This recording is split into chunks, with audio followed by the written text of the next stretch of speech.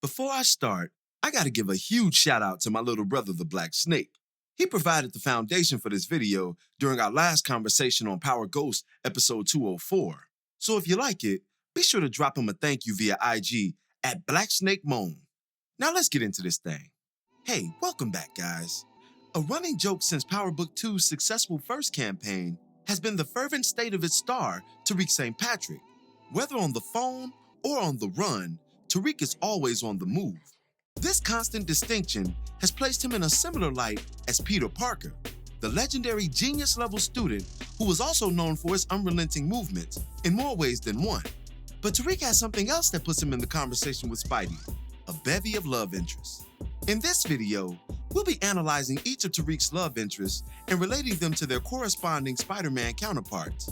Before we begin, be sure to hit the like button, subscribe, and bell notification to immediately receive these videos. Also, big thank you to all of my channel donors.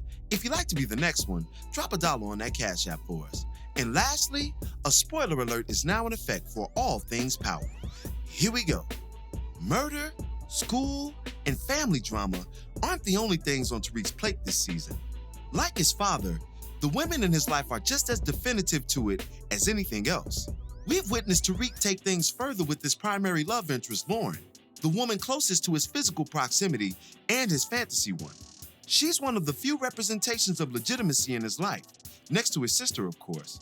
And the fleeting nature of his occupation and overall being is the only thing that stands between their union.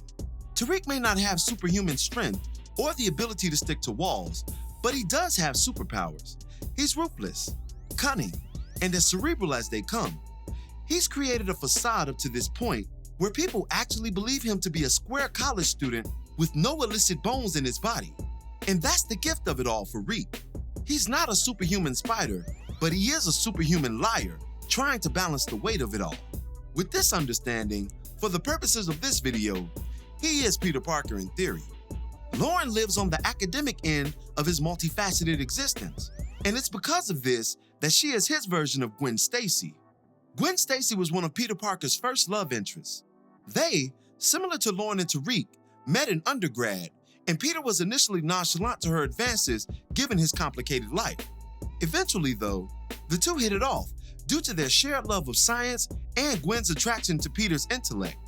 However, as we know, Gwen's life was tragically cut short due to the Green Goblin, who threw her off a bridge.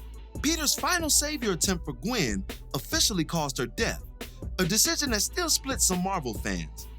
Interestingly enough, Lauren's proximity to the famed Marvel character could potentially spell her own doom in the future. She caters to an aspect of Tariq he'll never be able to fully embrace, sans exposing her to his life. And when he does, that could similarly get her killed. She's already posing as an insider for the NYPD, and that position will only cause further strain once it's revealed. But as it stands, the two collegiate lovers are traveling down a romantically induced road, even if tragedy awaits them at the end of it. The next love interest in our Tariq Spidey parallel is the Black Cat. The Black Cat, whose Christian name is Felicia Hardy, was another love interest of Peter's as Spider Man. She could relate to him most because they were both in the superhero life. Both characters understood the sacrifices that accompanied heroism as well as the grief, and found love through compassion for each other's plights. Additionally, Kat was the only person that Peter could be his full self with. She could appreciate the mask as much as the man behind it.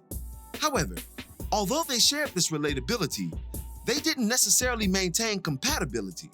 Only in doses could Peter entertain Kat, as they were both gifted, yet different. For Tariq, this is what Effie represents. She is a part of the same life as Tariq via the underworld, and we've witnessed them flaunt admiration for one another in spells throughout the latter parts of Book 1 and most of Book 2. The two ultimately could never be, as they're too similar, and thus no good for one another in a forever sense. The two underbosses could only thrive under the Fling Act, 1 to 2 weeks at a time, then a long layoff, surely nothing over 3. After all, opposites attract, and Tariq and Effie are far too identical for a lasting relationship. They're both detached, withdrawn, and scorned by the game and what it's presented them with. And finally, Spidey maintained a love interest that is universally regarded as his best, so much so that he even married her, Mary Jane Watson. Mary Jane is Peter's most prominent and consistent love interest throughout the character's lengthy history. She often ran parallel with Gwen Stacy as a competitor for Pete's affections, and graduated to his main lady post Stacy's untimely demise. That tragedy allowed them to form a greater bond that has matured throughout the decades and various depictions. Mary Jane was a talented girl with a magnetic smile and even more alluring personality.